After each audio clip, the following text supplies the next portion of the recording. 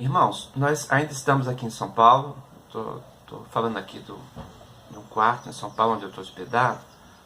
E na próxima aula nós vamos continuar esses assuntos a respeito dos evangelhos sinóticos. Mas eu gostaria de enfatizar algumas coisas a respeito do evangelho de Mateus, para que a gente possa seguir com paz e termos algumas diretrizes. Primeiro eu quero dizer que a característica do evangelho de Mateus é a questão dos discursos. Nós temos os discursos bem elaborados e compactos e descritos dentro de temáticas. Eles são separados por temas. O evangelho de Mateus é um evangelho muito doutrinário. Isso fica muito evidente quando a gente começa a olhar, por exemplo, o evangelho de Lucas.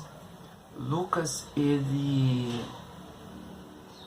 apresenta os mesmos discursos, mas os discursos estão em contextos diferentes, o que nos dá a ideia de que Mateus fez uma elaboração desses discursos e os apresentou com uma lógica que ele achou apropriado.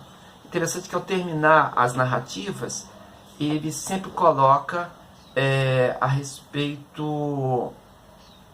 É uma frase que ele diz sempre, tipo assim: e aconteceu que concluindo esse discurso, e aconteceu que terminando de dizer essas coisas. Nós encontramos essas cláusulas, por exemplo, em Mateus 7, 28, Mateus 11, 1, Mateus 13, 53, 19, 1, e em Mateus 26, verso 1. Essa divisão que ele coloca sempre, concluindo, dizer essas coisas, isso mostra que ele tem um plano de trabalho, e que esse plano de trabalho é um plano temático. Isso é muito interessante. O Evangelho de Mateus também, ele não se preocupa em dar explicações a respeito de cultura, expressões linguísticas, costumes da época.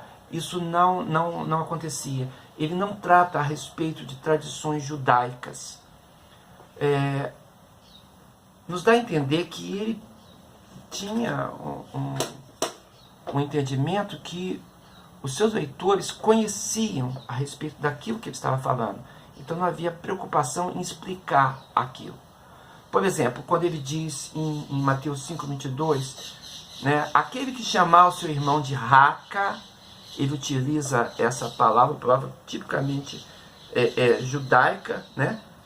Uma espécie de dizer que o irmão é tolo, que é um bobão, um retardado mental, uma coisa assim que seria dentro da nossa cultura.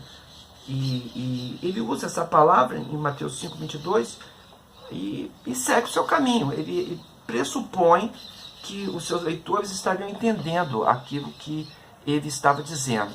Também, quando ele apresenta a questão do lavar as mãos, em Mateus 15, 2, ele apenas diz o costume de lavar as mãos. Engraçado que Marcos, quando fala isso, essa mesma expressão, em Mateus 7, 2 a 5, ele vai dizer que os discípulos comiam com as mãos impuras, isto é, por lavar. Marcos 7, de 2 a 5, apresenta isso. Ele fala: porque os fariseus, todos os judeus, conservando a tradição dos antigos, não comem sem lavar as mãos, e muitas outras coisas guardaram. E ele vai seguindo até o verso 5, apresentando essas coisas, dizendo inclusive do costume de lavar as camas. Ou seja, Marcos pressupõe que os seus leitores não conheciam os costumes judaicos. E aí ele sente necessidade de dar explicação. E no caso de Mateus, mostra que ele estava escrevendo para leitores que tinham conhecimento dos conhecimentos judaicos. Isso é interessante porque vai nos ajudar com a identificação dos destinatários. Ele fala também em filactérios nos braços, franja no canto das vestes, lá em Mateus 23, 5, também sem explicar nada disso. Fala do voto de Corban, Mateus 27, 6. A gente sabe que Corbanã era o tesouro do templo, né? E as coisas eram dedicadas, daí o voto de Corban, ou de Corbanã, como alguns diriam. Mas ele segue o caminho, sem essa explicação.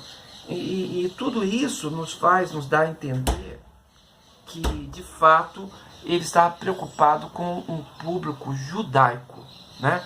Talvez não, assentadamente cristãos, helenistas, que poderiam ler o seu material e compreender o que estava acontecendo, mas dentro de uma cultura religiosa judaica.